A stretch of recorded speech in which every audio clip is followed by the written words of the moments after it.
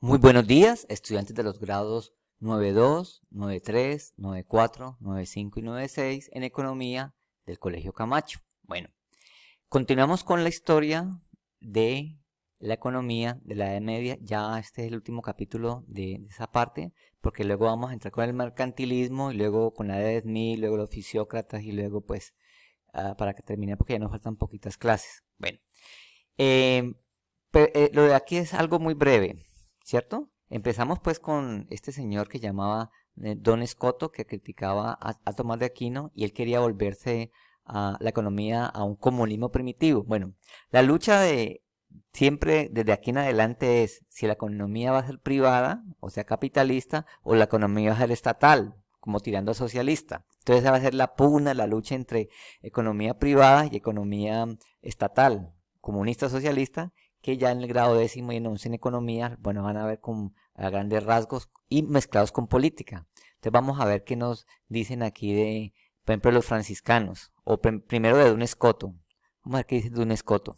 Con John Duns Scout, Ujú. Escoto para los amigos. Escoto no estaba de acuerdo con las conclusiones referentes a la propiedad privada de Santo Tomás de Aquino, diciendo que ya sea por derecho divino o natural, lo normal es la propiedad comunal. En este comunismo primitivo idílico, cada quien tomaría lo que quisiese de esos bienes poseídos comunalmente. Los franciscanos no creían todo esto de crear una ética basada en un razonamiento científico tal y como proponía Aquino, y proponían una vuelta a la tradición cristiana primitiva. Juan Ujú. XXII usó esa tradición cristiana para rebatir las críticas franciscanas al derecho de propiedad, diciendo que Dios dominaba la tierra mediante el dominio o propiedad del hombre sobre sus posesiones. Juan XXII era papa y donde hay patrón no manda marinero. Luego, el respeto a la propiedad privada en la cristiandad era algo básico. O sea que habían dos posiciones, ¿no? La de los franciscanos y la del Papa, ¿ya? Los franciscanos querían volver otra vez a esa dulce idea de que todos unidos y repartir todo entre todos, que es una buena idea, pero es difícil porque los humanos son muy egoístas. Y el Papa, pues, defendía, no, para Dios lo que es de Dios, pero aquí en la tierra, eh, el Estado, perdón, el poder está pues en la economía privada, decía del Papa. Los primeros franciscanos hablaron de la formación de precios. Escoto erró tremendamente el tiro al decir que el precio justo es aquel que cubre el coste, el esfuerzo y el riesgo del mercader. Gracias a Dios, esta ida de olla fue algo anecdótico, ya que hubo franciscanos con razonamientos más elaborados. Richard de Middleton sí que estuvo de acuerdo con lo leído en los textos de Santo Tomás de Aquino, volviendo a la idea de que el precio justo es el común del mercado, donde la utilidad y la necesidad del bien en concreto jugaban un papel fundamental en su determinación. Coincidió con Aquino en que en los intercambios. Bueno, pero vamos a resumir un poquito y vamos a entrarnos en una cosa que es importante, lo de la intercambio. Vamos a ver qué es lo que nos dicen del intercambio. Das más el bien que tiene el otro que el Ujú. que tienes tú, por eso hay intercambio. Ese razonamiento lo llevó al comercio internacional, en el que observaba también que las áreas que comerciaban entre sí tenían beneficios mutuos. Trigolandia tiene mucho trigo y poco vino, y Vinolandia tiene mucho vino y poco trigo. Ambas áreas valoran más lo que no tienen y ambas se benefician comerciando. El mercader es quien articula ese intercambio y Ujú. se beneficia de manera justa al comprar barato en el sitio donde el bien abunda y venderlo caro en el sitio donde el bien escasea. Ujú. El beneficio obtenido es la justa compensación. O sea que el intercambio siempre se ve caracterizado por querer un producto que uno anhela, que uno necesita, pero aquí se le olvida al señor que es uno va a intercambiar lo que a uno le sobra. Uno lo quiere, pero lo necesita, lo desea, pero tiene un sobrante. Obvio que no quiere decir que el otro necesariamente lo va a desear, el otro producto, ¿no? Pero lo necesita como para variar en las necesidades básicas, ¿cierto? Las necesidades básicas, pero no necesariamente. Entonces aquí pues no creo que esté acertado el autor. Por haber prestado un servicio a la sociedad. Como Ujú. usan el precio común del mercado, que es el justo, en sus transacciones, todo está correcto. Y llegamos a Pierre de Jean Olivier, quien empezó a analizar el valor económico de los bienes. Señaló que este venía determinado por la escasez, la que denominó raritas, la utilidad, la que llamó virtuositas, y la complacencia. Entonces no sé si ustedes ya investigaron este concepto. Si no lo han investigado, escasez. ¿Qué es la escasez en la economía? Entonces, para que lo investiguen y queda en la tarea acumulativa de varios videos, escasez. O apetencia a la que llamó complacibilitas. Ujú. El efecto de la escasez sería lo que hoy día se conoce como la oferta del bien. Está claro que cuanto más escaso es un bien, más valor tiene y mayor Lo que precio. vimos Por de el oferta y contrario, demanda. cuanto más abundante es, menos valor tiene y menor precio. Gilles de Leisines, discípulo de Santo Tomás de Aquino, Ojo con el concepto de utilidad. Si no han investigado el concepto de utilidad, es clave en la economía. Utilidad. ¿Ya? Creo que ya lo investigamos. siguió dándole vueltas al tema de la utilidad de los bienes, Ujú. diciendo que los bienes valen más o menos dependiendo de su utilidad. Pero Oliví fue más allá en este estudio, separando la utilidad en dos. Virtuositas era la capacidad objetiva de satisfacer necesidades humanas que tenía un bien. Pero esta no era tan importante en determinar el valor del bien y por ende su precio como la complacibilitas o la Ujú. utilidad subjetiva que tiene ese bien. Esto es, lo que a un consumidor puede apetecerle o no ese bien. Todo esto agregado en un mercado era lo que determinaba el valor de los bienes. El mercado es el foro en el que se forman los precios de los bienes, a partir de la interacción de individuos con diferentes utilidades subjetivas y diferentes valoraciones de los mismos. Las cualidades del bien no importan a la hora de fijar el precio, sino las preferencias subjetivas de los que intervienen en el Sí. intercambio. Oliví había descubierto la O sea, utilidad. siempre en un intercambio depende del contexto, de acuerdo a la necesidad de cada uno. Por ejemplo, usted va a ir al centro a negociar algo, sobre todo en esos en negocios que son informales, usted siempre pide una rebaja, usted cambalachea, usted dice, no, pues yo tengo por ahí una cadenita de oro, tengo una pulsera, tengo un reloj, se lo encimo, bueno. Eso no es en los negocios ya formales como los de los centros comerciales, que ya el precio es exacto. Entonces uno no puede ni pedir rebaja ni nada. Pues que a uno le gusta ir mucho al centro porque uno regatea, regatear, ¿no? Si usted quiere investigar ese concepto de regateo, o transaccionar, o como negociar, también es válido, ¿ya? Negociar. Bueno, aquí vamos a terminar esta parte y vamos a irnos al último capítulo.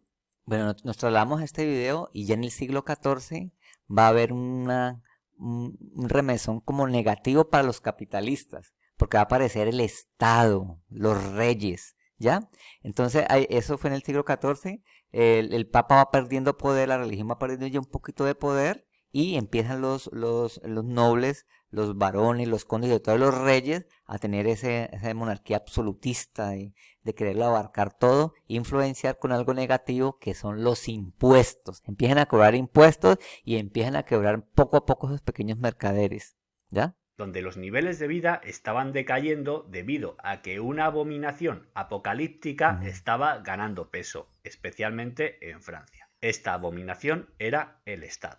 Anteriormente, la Iglesia había sido más poderosa Ujú. que el Estado. Sin embargo, en esta época los reyes estaban empezando a perderle un poco el respeto, y en el siglo XIV le arrebatan el poder a la Iglesia. El Estado pasa a controlarlo todo, estableciendo impuestos y regulaciones, y liberando al jinete de la guerra. Las ferias, que conocieron su mayor esplendor en el Quebraron. siglo XIII y donde los comerciantes venidos de diferentes regiones vendían sus productos libremente, sin impuestos ni regulaciones y recurriendo a la justicia privada para resolver sus disputas, fueron saqueadas a impuestos hasta su desaparición. Hasta este momento, el rey...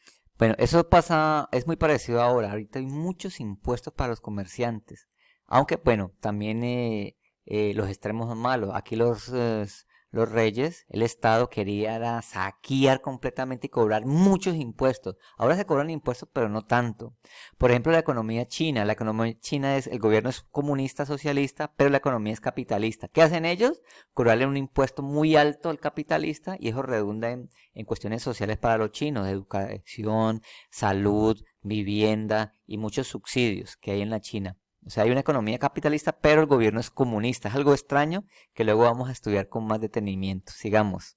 no podía rebasar la propiedad privada ajena. El rey, defensor y ejecutor armado de la ley, se mantenía con las rentas de sus tierras, deberes feudales y peajes. En caso de emergencia, el rey pedía ayuda, que se limitaba a la duración de la emergencia. No existía nada parecido a un impuesto regular. Eso cambió, ya que las guerras pasaron a ser la norma en lugar de la excepción. Cuando se les hizo poco el dinero robado vía impuestos a los comerciantes, fueron a por la Iglesia. Bonifacio VIII se opuso a esto y aunque tuvo que retractarse, dijo que la autoridad espiritual estaba por encima de todo. Esto le valió a la Iglesia su total intervención y el fin del poder de la Iglesia católica sobre el Estado, pasando a ser un añadido de este. Por mucho que se robase vía impuestos, las guerras interminables creaban déficits permanentes en la corona, lo que les llevó a devaluar la moneda, lo que generó inflación. Las guerras en el... Eso es otro truco. Cuando el Estado domina una economía, ellos quieren devaluar el dinero. O sea, quieren sacar billetes. Ay, entonces vamos a invertir en... Queremos que haya mucha circulación de dinero. Y empiezan a imprimir billetes y eso empiezan a devaluar la economía. Y eso también es negativo, eso es malo. Eso le pasó a Alemania en el crack del 29. Que no sé si lo han estudiado en sociales los de 92, 93 y 94. Los de 95 y 96, pues yo lo estudiaron conmigo en sociales. El crack del 29, que luego creo que lo vamos a tocar en economía, ya finalizando el año. Siglo XIV no eran las devastadoras guerras del siglo XX. Básicamente eran pequeños ejércitos que quedaban en un sitio para pegarse de vez en cuando y ya. No traían una gran devastación al tejido productivo. Sin embargo, los impuestos que se ponían de manera excepcional para sufragar una guerra puntual pero que acababan siendo permanentes, la inflación y la deuda que acompañaba estas guerras sí que destruían el tejido productivo. Estamos hablando de cobrar impuestos a gente que vivía al día, lo que conlleva un esfuerzo fiscal disparatado que hace que el mero hecho de recaudar impuestos sea en sí mismo una guerra. Entre estos impuestos estaba un impuesto que se pagaba cada vez que se vendían unas mercancías seleccionadas, lo que subió precios y redujo los bienes intercambiados, los cuales, para estar controlados, debían de intercambiarse en los mercados que en régimen de monopolio había establecido el Estado, disminuyendo la oferta. No sé si ustedes ya tienen la palabra monopolio. Entonces investiguen la palabra monopolio y qué es expropiar. ¿Qué es expropiación en la economía? Lo que hacía, por ejemplo, Maduro y Chávez en el gobierno de Venezuela, expropiar a favor del Estado, ¿no? Expropiar la propiedad privada, pero pasar al territorio, al terreno del Estado, a la ganancia del Estado, a las rentas del Estado, ¿ya? Y recuerden que lo fiscal no es la fiscalía, lo fiscal es los impuestos, ¿ya? En la parte, investiguen qué es lo fiscal en la economía, ¿ya? Los parafiscales, ¿qué son los parafiscales? ¿Qué son los impuestos? Expropiaciones y los préstamos que los reyes no pagaban haciendo quebrar a sus prestamistas daban la puntilla a una economía rota por el Estado. Todo esto no solo interrumpió el progreso de la humanidad, sino que hizo disminuir sus estándares de vida, y las sociedades se encontraron mucho peor preparadas para afrontar la peste, permitiendo a la muerte cabalgar a sus anchas. Ante esta plaga, los gobiernos... Recuerden que luego vinieron las pestes, eso fue terrible. Más de la tercera parte de los europeos murieron, no como la peste del coronavirus ahora que es suave. Han muerto 1 millón de personas, pero en el tiempo murió la tercera parte de la población. Hoy el mundo es más o menos 6.000 millones de personas. Es como si hubieran muerto hoy en día 2.000 millones de personas por las pestes. 2.000 millones de personas. Hoy apenas han muerto 1 millón. Y yo que la gente, pues, infortunadamente, con pesar, la gente que tiene enfermedades, obesidad hoy en día, o la gente, pues, de demasiada edad, ya con problemas respiratorios. Pero en ese tiempo murió la tercera parte y la economía estaba quebrada y destrozada, no había buena alimentación, y eso acabó con colocar un panorama desastroso en esa Europa medieval de entonces. No solo no decidieron liberalizar la economía para que ésta pudiese recomponerse y así volver a elevar los estándares de vida, Al contrario, sino que la intervinieron. Las secuelas de dicha intervención en la economía fueron mucho más graves y duraderas que las secuelas de la propia peste. Todas estas acciones del Estado no tenían pensamiento económico alguno respaldándolas. Se podían resumir con la máxima de que cuando la fuerza sobra, la razón estorba. La ley natural... quiere decir que no habían teóricos de la economía. Todo se hacía como como por ambición, por intereses de los reinos, o sea, no había inteligencia para invertir en la economía, no había inteligencia.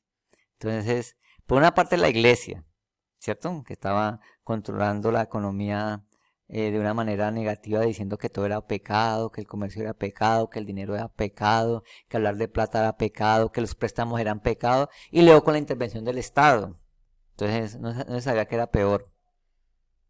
y la ley divina establecen que todos están sujetos a los dictados de estas leyes. Pero nuevos teóricos que saltan a la palestra a defender este despropósito enuncian que la ley enunciada por el soberano del Estado está por encima de cualquier ley natural o divina. Para Marsilio de Padua, el Estado es supremo y debe de ser obedecido en todo lo que mande. Ahondando en la ruptura con Aquino que inició Escoto, niega que un ser humano pueda ser conocedor de una ley natural o divina, y por tanto lo único que se debe obedecer son los mandatos del Estado, los que tiene como fin último proteger la vida y la salud del propio Estado. El individuo pasa a un segundo plano. En estas circunstancias, los escolásticos Jean Buridan de Béthune, Buridano para los amigos, y su alumno Nicolás Oresme realizaron importantes contribuciones al pensamiento económico. Buridano siguió la línea de los pensamientos aristotélicos y de Santo Tomás de Aquino en lo referente al valor en cambio de los bienes, el cual estaba determinado por la necesidad o la utilidad del consumidor. Si bien insiste en que nunca una casa podrá intercambiarse por una vestimenta, ya que por la casa el constructor puede tener un año de alimentos y por la vestimenta no. Añade, por tanto, el coste de oportunidad. Bueno, siguen hablando del intercambio,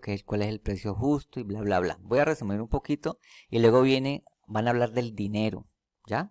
Ya el dinero, que es parte de Shelley.